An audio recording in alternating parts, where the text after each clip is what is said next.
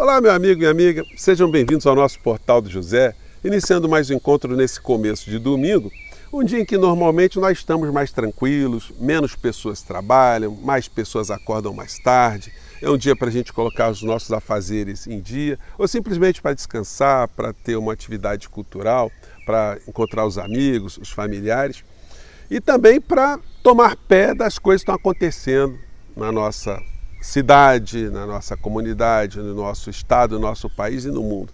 E hoje, se você abrir todos os jornais aqui no Brasil, que tem sempre um enfoque sobre as coisas que acontecem no planeta, você vai perceber que o Brasil se converteu numa espécie de puxadinho dos Estados Unidos da América de uma maneira descarada.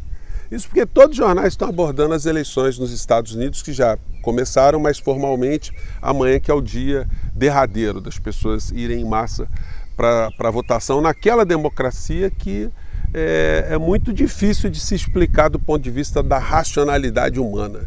Se um presidente eleito lá nos Estados Unidos representa a vontade da maioria do povo como um todo, se esse é um modelo que deveria ser exportado. Muitas coisas complicadas estão sendo exportadas lá dos Estados Unidos da América para nós aqui no Brasil. Mas quais são as consequências práticas? Da onde vêm algumas situações e como é que acontece a reprodução quase automática de coisas que acontecem por lá? Bom, eu vou enfrentar com vocês algumas dessas perguntas, tentando trazer algumas respostas que eu acho que ajuda a gente a compreender melhor por que essa história toda interfere na nossa realidade. Mas antes de mais nada, é sempre muito importante convidar você que está chegando agora ao nosso portal e ainda não nos conhecia, para que, em primeiro lugar, você se inscreva aqui conosco, conheça também os nossos outros vídeos. Se você gostar, compartilhe, recomende e nunca se esqueça de dar o seu precioso joinha, seu comentário e, se puder, venha também para o nosso clube de membros. Você que é muito bem-vindo e muito bem-vinda. E como vocês que acompanham o nosso portal já sabem, eu sempre que possível gosto de ficar num lugar aberto e eu não tenho como deixar de imaginar como era o encontro dos antigos filósofos, há mais de 500 anos antes de Cristo, com as pessoas que queriam escutar aquilo que eles estavam dispostos a chamar atenção para uma reflexão. Eles faziam esse tipo de atividade ao ar livre, né? Não tinha barulho de avião, não tinha carro, ou mesmo os veículos da época, né? As bigas, as carroças, os animais que estavam por perto, não chegavam a incomodar, né? Então isso dava para levantar algumas questões e ir fundo, mergulhar nelas. É o que a humanidade tem tentado fazer ao longo de tantos séculos. Mesmo antes dos filósofos, certamente, lá na caverna, um troglodita ali puxava um papo e as pessoas ficavam pensando ali sobre o que estava acontecendo, né, na sua vida. Hoje aqui para nós, no Brasil, a gente sofre reflexo de um processo de colonização que já vem de longe, por várias razões, né? O Brasil, desde que os portugueses chegaram aqui no território, já houve um processo de interferência na realidade das pessoas que habitavam aqui, como aconteceu em todos os lugares do mundo onde o estrangeiro, o alienígena, chegou. Houve um choque cultural e houve ali o esmagamento, muitas vezes, da cultura local. Mais recentemente, eu vindo para cá bater um papo com vocês, me veio à cabeça a letra da música Geração Coca-Cola, de Renato Russo, é de 1985. E ela tem a ver com tudo que a gente está falando, né? Diz a letra aqui: quando nascemos, não vou falar toda a letra, só os trechos aqui iniciais, né? Diz a letra: quando nascemos, fomos programados a receber o que vocês nos empurraram com os enlatados dos USA de 9 a 6. Desde pequenos, nós comemos lixo comercial e industrial, mas agora chegou a nossa vez. Vamos cuspir de volta o lixo em cima de vocês. Somos os filhos da revolução, somos burgueses sem religião. Somos o futuro da nação, geração Coca-Cola. E aí a letra segue, né? Mas essa é a letra de Renato Russo. Ela já registra que mesmo no tempo onde não havia internet, nós aqui recebíamos uma espécie de lixo enlatado porque os filmes que vinham de Hollywood vinham sempre nas latas, né? Os filmes eram condicionados em lata. Assim como os produtos industrializados, muitos deles importados aqui para o Brasil, também vinham enlatados, que eram processados, eram espécies de lixos que nós consumíamos aqui sem ter a capacidade de produzir alguma coisa por conta própria. E esse modelo que ele critica ali, ele mostra que modelou a cabeça do povo brasileiro, de tanto receber essas informações enlatadas, o modo de viver, o modo de pensar, o modo de enxergar o que é democracia, o que é felicidade, o que é bem-estar.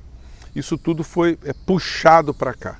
Isso modelou a cabeça do povo de países como o nosso de uma maneira muito eficiente. Nós passamos a nos vestir muito parecidamente com aquilo que nós víamos lá fora, até de uma forma inconveniente para o nosso clima, um país com tantas diversidades de clima, enfim. Mas só para ilustrar um pouco o que acontece nos dias de hoje. Se aquele lixo vinha de navio, vinha de avião, ele vinha de transporte muito mais lento, hoje o lixo chega de uma velocidade da luz, né? Ele chega instantaneamente.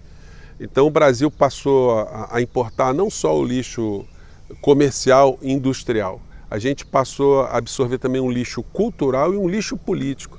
Esse que foi o pior, esse que atua sobre a nossa realidade nos dias de hoje.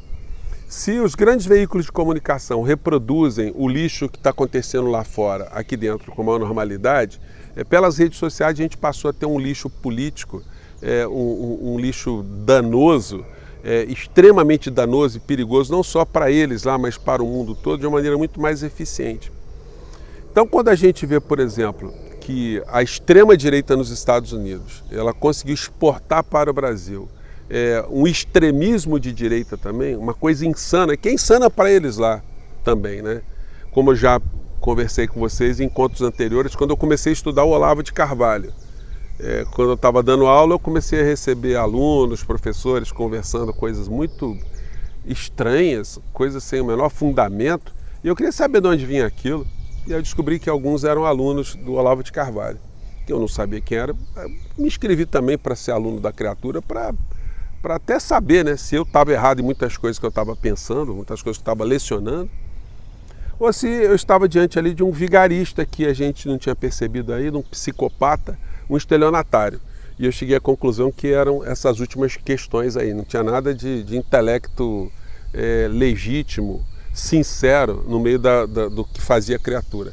E isso essa é uma pergunta que eu faço muito para pessoas que eu encontro aí que fizeram o curso de Olavo de Carvalho, se algumas delas checavam aquilo que ele falava, se as pessoas iam à fonte, se iam verificar se aquilo que ele tinha dito, que estava escrito mesmo, ou se aquilo que estava escrito estava sendo interpretado por ele de uma forma correta, de uma forma leviana. E ninguém nunca fez isso. Tanto é que é só você pegar um dado concreto de algo que ele mentiu e jogar para uma pessoa, que você vai ver que a pessoa simplesmente se comportou como um miquinho amestrado, sem refletir, sem pensar naquilo que estava sendo dito pela criatura. Isso teve um dano muito grande na nossa existência aqui, nossa realidade política, porque esse lixo foi multiplicado, esse lixo político foi multiplicado de uma forma muito visceral. E como ele deu certo nos Estados Unidos, ele daria certo no Brasil, daria certo em outros lugares do mundo, pelo menos para uma parcela da sociedade. O pânico moral, a perseguição a grupos de direitos minoritários na sociedade, a estigmatização de pessoas, o ataque ao mais fraco, ao mais simples. Então, isso foi um modelo que aconteceu nos Estados Unidos, que foi aprofundado depois do pós-guerra, depois da Segunda Guerra Mundial, com pessoas aplicando uma espécie de pânico moral, pânico vermelho, pânico anticomunista, pânico anticomportamental, pânico que eles chamam de pânico gay nos Estados Unidos. Isso atraiu a atenção de camadas muito grandes da sociedade norte-americana que não percebiam que o capitalismo lá, o sistema econômico, já estava criando dificuldades para parcelas muito grandes da sociedade. As pessoas começaram a ficar absorvidas com o fantasma, o alienígena, o comunista.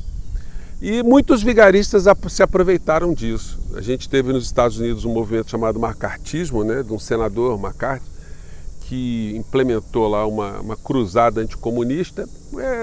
Não foi patriotismo, não foi por nenhum valor maior. Foi para se dar bem mesmo. Político vigarista que se juntou com mais vigaristas, um deles, o Cohen foi um mentor que viria a ser mentor depois de Donald Trump, muitas décadas depois, né?